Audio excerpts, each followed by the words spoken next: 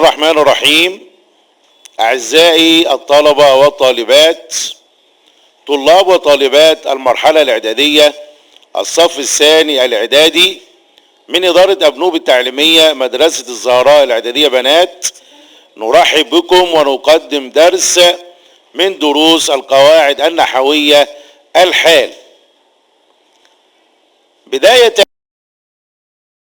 نتعرف على تعريف الحال، ايه هو الحال بالظبط، ثم امثله على ذلك، ثم بيان انواع الحال. بداية تعريف الحال هو اسم نكرة منصوب يبين هيئة صاحبه حين وقوع الفعل، ويسمى صاحب الحال، وصاحب الحال لابد ان يكون معرفة. يبقى هنا في ثلاثة اشياء مهمة جدا في هذا التعريف. اول حاجة ان الحال دائما يكون منصوب، يبقى ما فيش حد يقول لي ان الحال ممكن يبقى مرفوع او مجرور، دائما الحال منصوب. ده الامر الاول. الامر الثاني ان الحال اسم نكرة، اسم نكرة يعني لا في الف ولام التعريف ولا بيبقى معرف بالاضافة، وانما يكون دائما اسم نكرة. الامر الثالث ان صاحب الحال دائما يكون معرفة. طيب نطبق الكلام ده على المثال. المثال بيقول لي دخل الطالب مبتسما. تعالوا كده هنا نشوف الكلام اللي احنا قلناه في التعريف ونطبقه على المثال. اولا فين هنا الاسم المعرفة؟ هو الطالب في الف ولام اهو، اذا هو ده صاحب الحال، هو ده صاحب الحال، ويعرب حسب موقعه في الجملة. يعني دخل فعل ماضي مبني على الفتح، الطالب فاعل مرفوع بالضمة، وهو زي ما احنا كده شايفين ان هو معرفة وهو فاعل مرفوع. طيب فين الاسم النكرة؟ هو مبتسما. اذا مبتسما بنلاحظ انه اسم ونكرة واتى منصوبا، يبقى هو ده الحال. يبقى دخل الطالب مبتسما، الحال هنا هو مبتسما اسم ومنصوبه ونكرة، وبين هيئة صاحبه حين وقوع الفعل. يعني لما دخل الطالب كان ايه هيئته؟ كان هيئته ان هو كان مبتسم. طيب ده بالنسبة لي تعريف الحال. الحال ثلاثة انواع. الحال كم نوع؟ 3 انواع عندي. واحد مفردة، وهي ما ليست جملة ولا شبه جملة، وتكون نكرة منصوبة زي ما اتفقنا. يبقى مفردة بتبقى اسم ونكرة منصوبة، وتطابق صاحبها اللي هو صاحب الحال، يعني اللي هو المعرف في النوع والعدد. النوع يعني التذكير والتأنيث، نوع صاحب الحال هنا مذكر ولا مؤنث، والعدد مفرد او مثنى او جمع. اذا كان صاحب الحال هنا مفرد يبقى الحال مفردة، اذا كان مثنى يبقى الحال مثنى، اذا كان صاحب الحال جمع يبقى الحال برضك يبقى ايه؟ جمع. طبعا نشوف الامثلة. دخلت الطالبتان مبتسمتين.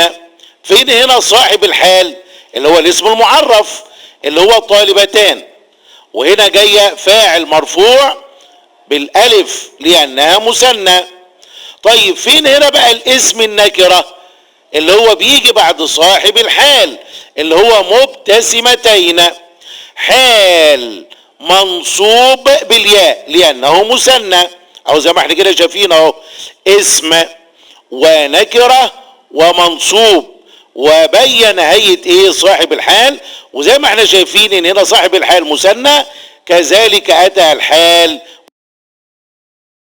ان تشتمل على رابط يربطها بصاحب الحال. هذا الرابط اما ضمير مطابق لصاحب الحال، وإما الواو والضمير معا. طيب الأمثلة اللي بتبين ذلك الأمر: المثال الأول: رجع الفائز يبتسم. الرابط هنا هو الضمير وتقديره هو يعود على الفائز. طب هنا الفائز مذكر ومفرد، كذلك الضمير هو اللي هو المستتر اللي هو تقديره هو ايضا يدل على المفرد المذكر. طيب نلاحظ هنا ممكن مثلا نقول ايه؟ طب يا استاذ انت بتقول ان الحال المفردة هي كلمة واحدة، مش كده برضك؟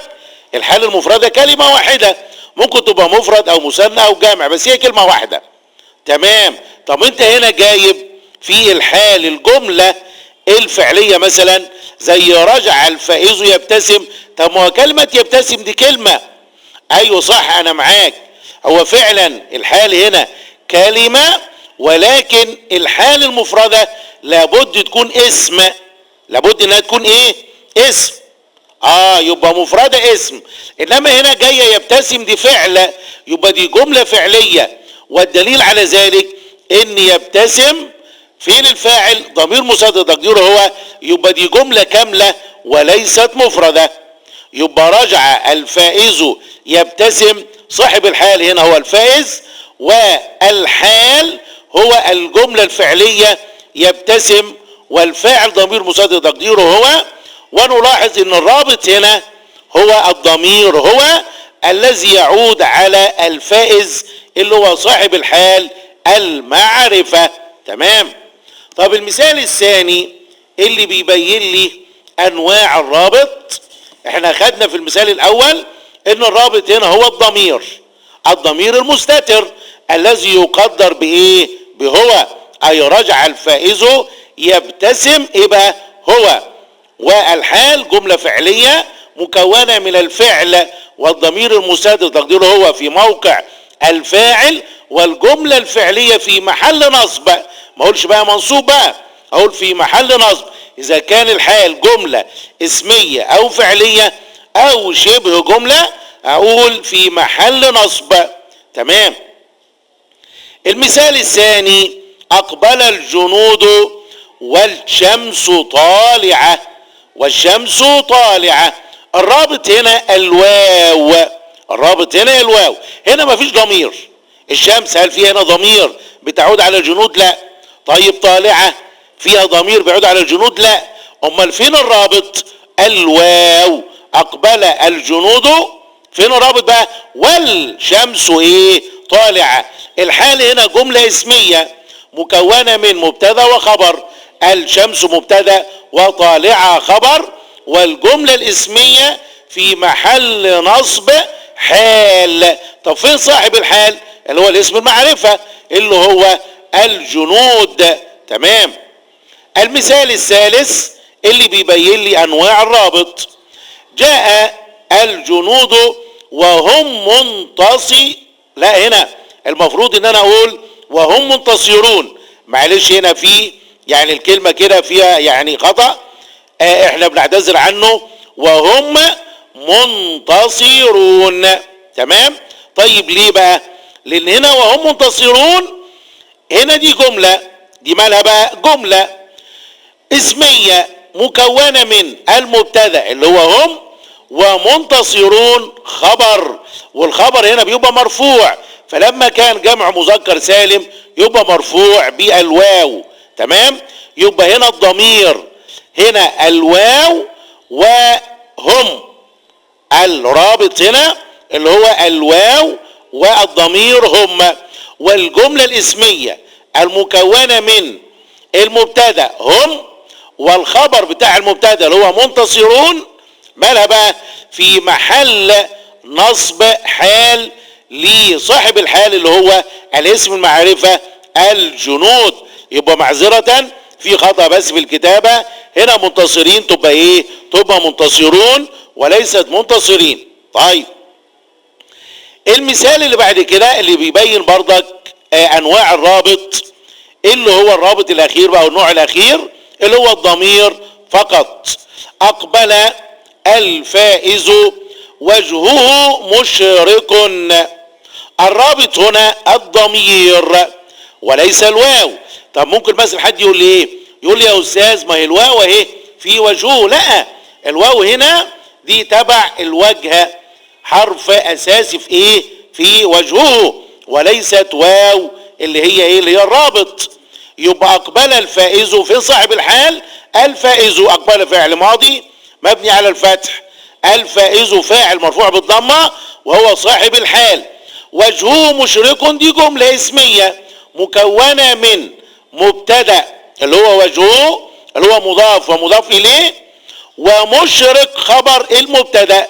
والجمله الاسميه المكونه من المبتدا والخبر في محل نصب حال لصاحب الحال اللي هو الفائز. فين الرابط؟ اللي هو الضمير اللي هو فين؟ اللي هو وجهه اللي هي الهاء في وجهه، لأن وجهه هنا مضاف ومضاف إليه وواقعة في محل المبتدا. تمام؟ يبقى احنا كده خدنا ايه بقى؟ خدنا اللي هو الرابط، وعرفنا ان هو كام نوع؟ 3 أنواع. إما أن يكون ضمير، إما أن يكون الواو، وإما أن يكون الواو والضمير ايه معا. طيب النوع الثالث من انواع الحال اللي هو شبه الجملة. وشبه الجملة نوعين زي ما احنا عارفين، اما ان يكون ظرف وبعده مضاف اليه، او يكون جار ومجرور، او يكون جار وايه ومجرور. يبقى احنا كده خدنا الحال المفردة، ثم الحال اللي هي الجملة نوعين، جملة فعلية وجملة اسمية، ثم اخذنا اللي هو الرابط اللي هو الشرط الاساسي في الحال الجملة سواء جملة اسمية او ايه او فعلية. النوع الثالث والاخير من انواع الحال اللي هو الظرف اللي هو شبه الجملة اللي هو عبارة عن الظرف او الجر والايه والمجرور. طيب الامثلة: ينصت التلاميذ في اهتمام. ينصت فعل مضارع، تمام، التلاميذ فاعل، في حرف جر، واهتمام اسم مجرور. فين هنا صاحب الحال؟ اللي هو الاسم المعرفة اللي هو التلاميذ بالظبط، معرب بالالف واللام.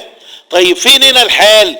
اللي هو شبه الجملة اللي هو الجر والمجرور اللي هو فيه حرف جر واهتمام اسم مجرور. يبقى الحال هنا اللي هو جر ومجرور شبه جملة فيه اهتمام في محل نصب حال. ممتاز. المثال الثاني: يجلس التلاميذ فوق المقاعد. يجلس فعل مضارع، التلاميذ فاعل وهو صاحب الحال، والدليل على كده ان هو جاي ايه؟ جاي معرفة. تمام. طيب بعد صاحب الحال بيجي الحال. الحال هنا نوعه شبه جملة عبارة عن ظرف منصوب اهو فوق، وبعده بيجي مضاف اليه اللي هو المقاعد. يبقى فوق المقاعد ظرف وبعده مضاف اليه شبه جملة في محل نصب حال. طيب هناخد بقى بعد كده نماذج للأسئلة. س1: جاء زيد ماشيا.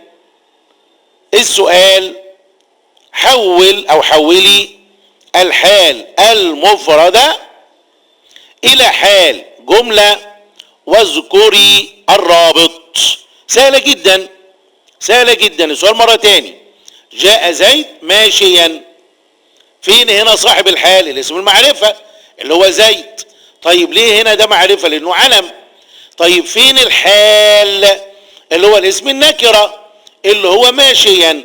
طيب تمام، اهو اسم منصوب هو اللي هو الحال. هنا السؤال بيقول ايه؟